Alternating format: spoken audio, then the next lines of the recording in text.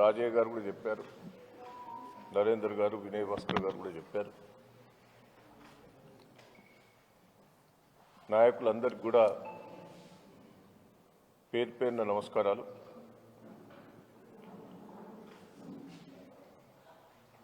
గ్రామ సభలను పెట్టారు. గతంలో ప్రజా దర్బార్ అని పెట్టారు. గతంలో అధికారులు ఇళ్లలో పోయి ప్రతి ఇంట్లో సర్వే చేసి అప్లికేషన్లు కూడా తీసుకున్నారు. 3-4 సందర్భాలల్లో అధికారులు, ప్రజాప్రతినిధులు గ్రామాలకు పోవడం జరిగింది. మొన్న కలెక్టర్లతోటి రివ్యూ మీటింగ్ పెట్టి రేవంత్ రెడ్డి గారు కలెక్టర్లకు ఆదేశాలు కూడా ఇవ్వటం జరిగింది. రేషన్ కార్డులు, రైతు బంధు, రైతు భరోసా, కూలి వాళ్లకు కూడా 12,000 ఇవ్వాలి, 6,000 ఇవ్వాలి. రివ్యూ మీటింగ్లో క్లారిటీగా చెప్పి బయటకు వచ్చి ప్రెస్ మీటింగ్లో కూడా చెప్పారు. ఈ గ్రామ సభలు పెట్టి మొత్తం డిస్ట్రిబ్యూషన్ చేయాలని డిసైడ్ చేశారు. గ్రామ సభల ఆమోదం పొందాలి, ఇచ్చేయాలని చెప్పారు. అంటే రేవంత్ రెడ్డి గారు మంత్రులంతా కూడా ప్రెస్ మీటింగ్ పెట్టి చెప్తే ప్రజలందరూ కూడా ఈ గ్రామ సభలో రేషన్ కార్డులు వస్తాయి, రైతు భరోసా వస్తుంది, కూలీ వాళ్ళందరూ కూడా 6,000 రూపాయలు వస్తాయని ఆశతోటి గ్రామ సభలో అటెండ్ అయ్యారు. మీరు గ్రామ సభలో ఏం చేశారు? మళ్ళా అప్లికేషన్లు తీసుకున్నారు.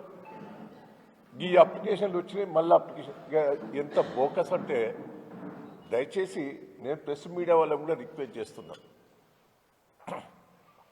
ప్రభుత్వం ఎంత అబద్ధాల కోర్ అనేది ఒక్కసారి దీంతో నిరూపణ అయింది.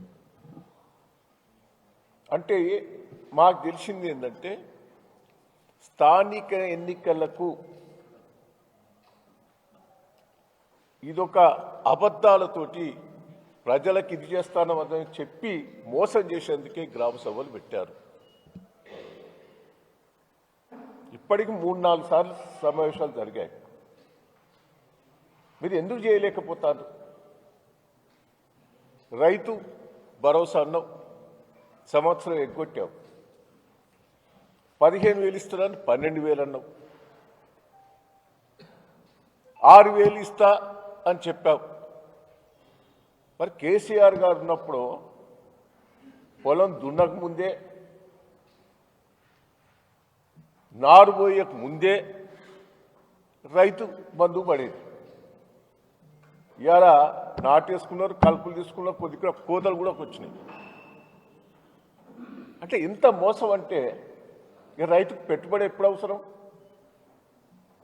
నువ్వు సంవత్సరం కట్ చేసినావు, ఇస్తాననేది మోసం చేశావు. కూలి వాళ్ళందరికీ డబ్బులు ఇస్తాను, ఇప్పుడేమంటాను? 100 రోజులు పనిచేసిన వాళ్ళకు, భూమి లేని వాళ్ళకి ఇస్తానంటాను. ఎకరా ఉన్నోళ్ళు కూడా, 2 ఎకరాల వాళ్ళు కూడా కూలికి పోతారు. రేషన్ కార్డు మోసం చేశావు. ఏది కూడా ఇలా గ్రామాల లోపల నిలదీశారు. మాకు రుణమాఫీ కాలేదని సగం ఊరోళ్ళందరూ కూడా ఇది ఇక్కడ సమస్య కాదు, ఇక్కడ సమస్య కాదని మాట్లాడిన అధికారి. గ్రామ సభల పెడితే ప్రతిదీ చర్చించాలి. రేవంత్ రెడ్డి గారు రుణమాఫీ మొత్తం అయిపోయిందని అన్నావు. ఒక పక్క మీ మంత్రులు రుణమాఫీ కాలేదు, ఇంకా అయ్యేది ఉన్నదని మాట్లాడుతున్నారు. అసలు గ్రామాలల్లో రుణమాఫీ ఎంతమందికి అయింది, ఎంతమందికి కాలేదనేది డిస్కషన్ చేస్తే తప్పేంది? అది కూడా మాట్లాడనీయలే. పోలీసులను పెట్టుకొని ఒక దౌర్జన్యంగా చేశారు మీరు. ఈ గ్రామ సభల ప్రజల దర్బారా, దౌర్జన్య సభల, ప్రజలను మభ్యపెట్టేందుకు సభలు పెట్టారా? జిల్లా అంతా కూడా ఫెయిల్యూర్ అయింది. వరంగల్ పూర్వ జిల్లా ఏ గ్రామ సభ కూడా సక్సెస్ కాలే. ప్రజలు ఎదురు తిరిగారు. తులం బంగారం ఇస్తామని ఏం మోసం చేశావు? 2000 4000 చేస్తానని మోసం చేశావు. మహిళలకు 2500 మోసం చేశావు. ప్రతి గ్రామంలో ప్రజలు రివర్స్ అయింది. ఇప్పటికైనా బుద్ధి తెచ్చుకో రేవంత్ రెడ్డి గారు. నేను ఎమ్మెల్యేలకు మంత్రులకు కూడా చెప్తున్నా, మీ ప్రభుత్వం ఫెయిల్యూర్ అయింది. ఏ ఒక్క మాట మీద నిలబడలేదు. సిగ్గు లేకుండా వేరే రాష్ట్రాలకు పోయి చెప్తున్నాం, మేము మా రాష్ట్రంలో ఇది ఇచ్చినాం అని. ఎక్కడిచ్చినాం? ప్రతి ఒక్కదాంట్లో ఫెయిల్ అయినాం. ఇవాళ పోయి మొన్న దావస్ పోయాను, సింగపూర్ పోయాను. ఏందే 1,40,000 1,60,000 కోట్లు అంటాను. పోయినసారి దావస్ పోయి 40,000 కోట్లు వచ్చినాయని 40,000 కోట్లని అనౌన్స్ చేసి ఒక్క రూపాయి రాలే. 40,000 కోట్లు తెస్తానని పోయినసారి పోయినావు. 6 నెలల కింద పోయి తెస్తానని ఆ 40,000 కోట్లు ఎటుపోయినాయి? మేఘా కృష్ణారెడ్డి ఎక్కడ వ్యక్తే నీ ఇంటి పక్కనే ఉంటాడు, ఈ పక్క ఆ వెనుకనే ఉంటాడు. ఇక్కడ పోయి ఒప్పందం పెట్టుకోక అక్కడ పోయి ఒప్పందం పెట్టుకుంటావు మేఘా కృష్ణారెడ్డి. సిగ్గు లేదు రేవంత్ రెడ్డి గారు. అన్ని బోకర్ మాటలే. ఇక్కడ మొత్తం రియల్ ఎస్టేట్ అంతా పడిపోయింది. రాష్ట్ర ప్రభుత్వం ఆదాయం పడిపోయింది. ఉన్న కంపెనీలనే వెళ్ళిపోతాయి. వరంగల్కి వచ్చిన కంపెనీలు, మీ అగ్రిమెంట్ చేసిన కంపెనీలను ప్రభుత్వం సపోర్ట్ చేస్తలేదని వాళ్ళు వెళ్ళిపోయారు. టెక్స్టైల్ పార్కుల ఇప్పటి వరకు కూడా వాళ్ళతో కంపెనీలతో ఫోన్లు చేస్తే రాష్ట్ర ప్రభుత్వం మాకు సపోర్ట్ చేస్తలేదని చెప్తారు వాళ్ళు. మొత్తం ఐటీ కంపెనీలన్నీ వెళ్ళిపోతాయి. ఉద్యోగాలన్నీ ఉద్యోగులు రోడ్ల మీద పడ్డారు. మొత్తం ఈడ కుప్ప అవుతా అంటే ఆడ పోయో పోజులు కొడతాడు. ఈయన బోట్లో తిరుక్కుంటా, ఇంకెక్కడో తిరుక్కుంటా పోజులు కొడతాడు. ఇది చేస్తాను అది చేస్తాను. ప్రజలను మోసం దయచేసి మోసం చేసి అధికారంకి వచ్చి నువ్వే అన్నావు. అమెరికాలో స్టేట్మెంట్ ఇచ్చిండు, ప్రజలకు అబద్ధాలు ఆడాలి, మోసం చేయాలి.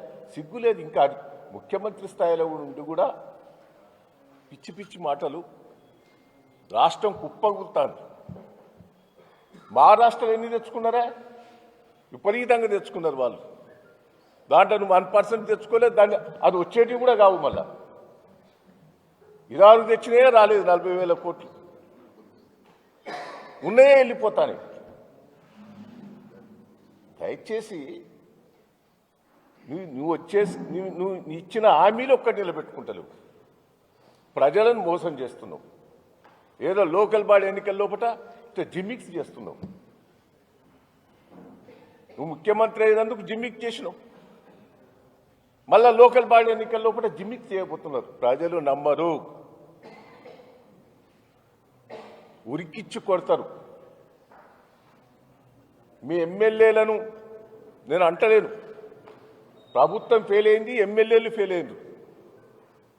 ప్రజలు ఎంతమంది నిలదీస్తారు? మంత్రులను నిలదీస్తారు. ఇప్పటికైనా అర్థం చేసుకో.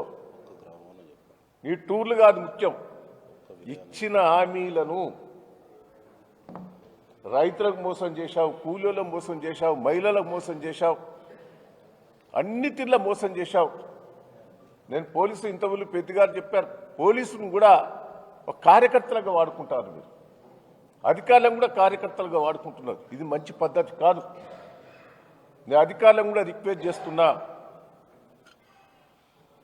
ప్రభుత్వానికి తొత్తుగా ఉండకుంది, పార్టీకి తొత్తుగా ఉండకుంది, వాస్తవాలు చెప్పండి, అబద్ధాలు చెప్పకుంది. పోలీసు వాళ్ళు కూడా దయచేసి తప్పుడు కేసులు పెడుతున్నారు చాలా మంది మీద. పోలీసు వాళ్ళకు కూడా చెప్తున్నాం, మళ్ళీ వచ్చేది బీఆర్ఎస్ టీఆర్ఎస్ ప్రభుత్వమే. ఏ అధికారులు తప్పుడు చేసినా, తప్పుడు కేసులు పెట్టినా పోలీసు వాళ్ళ మీద మేము వదిలిపెట్టాం. ప్రజల్లో తిరుగుబాటు వచ్చింది. రేపు లోకల్ బాడీ ఎన్నికల్లో కూడా అన్నిట్లా బీఆర్ఎస్ టీఆర్ఎస్ఏ గెలవబోతుంది. మీరు జాగ్రత్తగా ఉండాలని అధికారులకు కూడా నేను రిక్వెస్ట్ చేసి చెప్తున్నా. రేవంత్ రెడ్డి గారు కూడా మార్పు తెచ్చుకో, ఇప్పటికైనా ప్రజలలో రియాక్షన్ వచ్చింది, ఇదైనా అర్థం చేసుకో. ప్రభుత్వం ఏదైతే మీరు హామీలు ఇచ్చారో అవన్నీ నిలబెట్టుకోవాలని మేము బీఆర్ఎస్ టీఆర్ఎస్ తరఫున డిమాండ్ చేస్తున్నామని కూడా ఈ సందర్భంగా మీకు తెలియజేస్తున్నాం. థ్యాంక్ యూ ఇంతటితో ముగిసింది. సహకరించినటువంటి మీ అందరికీ